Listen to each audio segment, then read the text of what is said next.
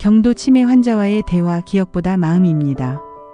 하루에도 몇 번씩 같은 질문을 반복하시는 부모님을 보며 나도 모르게 짜증이 올라온 적 있으셨을지도 몰라요. 그리고 그 뒤에 밀려오는 미안함과 후회. 그 감정을 애써 외면하신 적도 있으셨겠죠. 조금씩 달라지는 부모님의 모습을 지켜보는 일은 마음이 무겁고 때로는 무력함이 밀려오기도 해요. 그런데 혹시 알고 계셨나요? 조금만 다른 방식으로 다가가면 경도 치매를 겪는 분들도 지금의 삶을 조금 더 길고 조금 더 스스로 살아내실 수 있어요. 안녕하세요. 인생 후반전 플러스입니다. 오늘은 경도 치매 환자분들에게서 보일 수 있는 언어장애, 즉 말하고 이해하는 데 생기는 어려움에 대해 함께 이야기 나눠보려고 해요. 치매라고 하면 많은 분들이 기억만 나빠지는 병이라고 생각하시곤 하죠.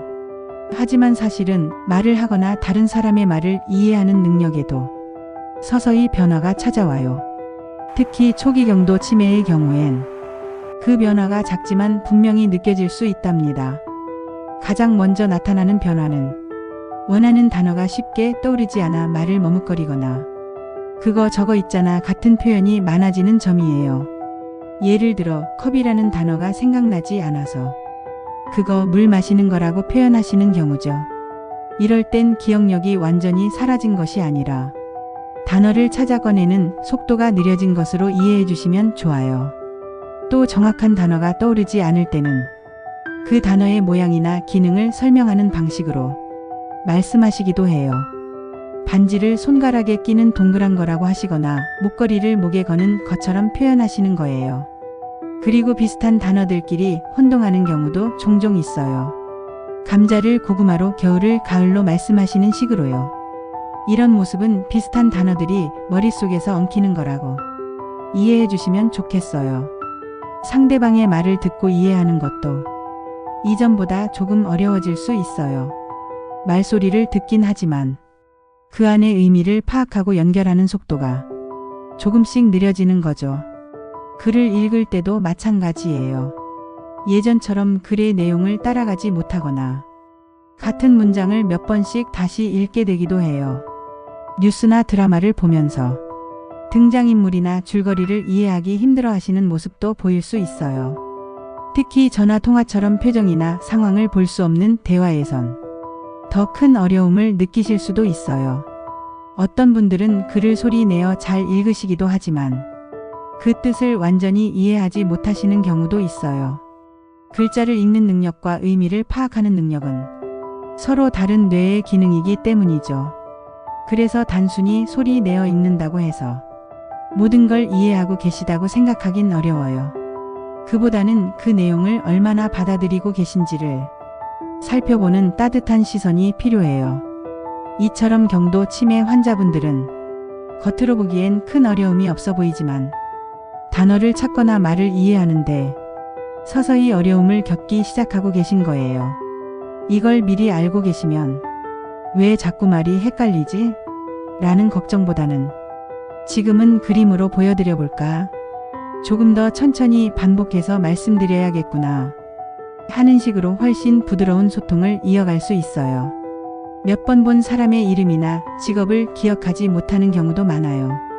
그럴 땐 자연스럽게 인사를 반복하고 스스로 친근하게 소개해드리는 방식이 좋아요. 말씀하실 때는 짧고 간단한 문장을 사용해 보세요. 긴 문장은 이해하기 힘들 수 있으니 예를 들어 지금 은행에 다녀올게요. 이렇게 간결하게 전해드리는 것이 더 효과적이에요. 또 한꺼번에 여러 가지 말씀을 드리면 혼란스러우실 수 있어서 하나씩 단계적으로 설명드리는 게 더 도움이 되겠죠. 무엇보다도 중요한 건 말씀을 끝까지 기다려드리는 여유예요. 생각을 정리하는 데 시간이 조금 걸릴 수 있거든요. 그리고 원하지 않는 주제나 말을 억지로 꺼내기보다는 그분이 편안해하실 때, 원하실 때 함께 대화를 이어가는 게 좋아요. 화제가 바뀌더라도 지금 무엇에 대해서 이야기하고 있었어요. 이렇게 부드럽게 주제를 다시 알려드리는 방법도 유용하고요. 혼란스러운 상황에서 이게 뭐예요? 이 사람 누구예요? 같은 질문은 오히려 혼란을 더 키울 수 있으니 피하시는 것이 좋아요. 그리고 사실이 아닌 말씀을 하시더라도 굳이 정정하려 들기보다는 그게 걱정되셨군요. 다시 한번 찾아볼게요. 이렇게 감정에 공감해주는 태도가 더 따뜻하게 다가가요. 소리를 지르거나 슬픔을 표현하실 땐 그 감정을 있는 그대로 받아들여 주시면 좋아요. 괜찮아요. 놀라셨죠? 제가 곁에 있어요. 이런 말들이 큰 위로가 되기도 해요. 우리가 놓치기 쉬운 점은 치매 환자분들도 예전의 기억은 놀라울 만큼 또렷하게 간직하고 계실 수 있다는 거예요. 어릴 적 이야기, 즐거운 추억, 좋아하던 음악을 함께 떠올려 보는 것도 좋은 대화의 방법이에요. 말을 반복하시거나 화제를 자주 바꾸신다고 해도 그 자체가 잘못된 건 아니에요. 그 순간 느끼는 감정과 상황에 함께 머물러 주는 것, 그게 진짜 의미 있는 소통 아닐까요? 그리고 한 가지 꼭 기억해 주셨으면 해요. 뇌졸중 등으로 생기는 언어장애는 치매와는 원인이 다르고 적절한 치료로 회복이 가능한 부분도 있어요. 말씀이나 이해의 변화가 느껴진다면 너무 늦기 전에 진료를 받아보시는 게 좋아요. 이처럼 경도 치매 환자분과의 대화는 기술이 아니라 마음으로 이어지는 연습이에요. 말보다 태도가 먼저이고 기억보다 존중이 먼저가 되어야 하는 시간이지요. 오늘의 내용 잠시 정리해 볼게요. 짧고 쉬운 문장으로 한 번에 하나씩 천천히 이야기해 주세요.